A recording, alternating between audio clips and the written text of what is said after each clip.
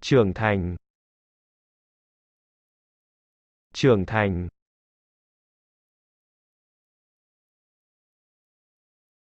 chưa trưởng thành, chưa trưởng thành,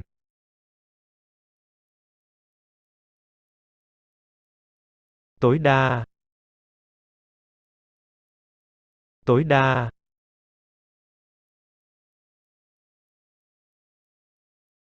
tối thiểu, tối thiểu,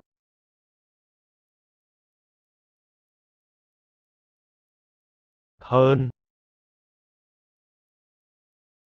hơn,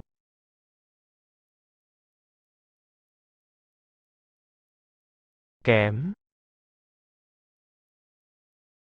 kém,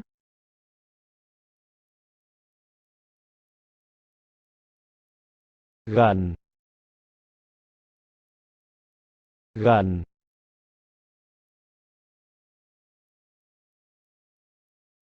xa, xa,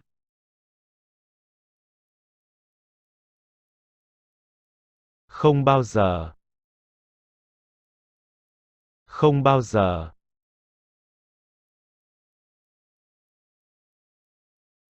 luôn luôn, luôn luôn,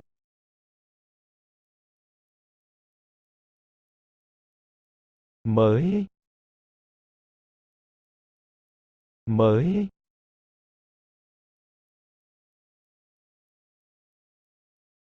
cũ, cũ,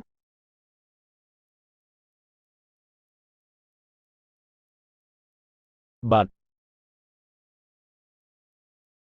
bật,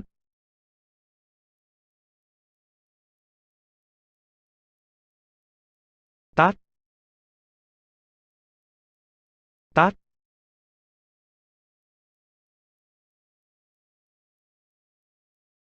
thụ động, thụ động,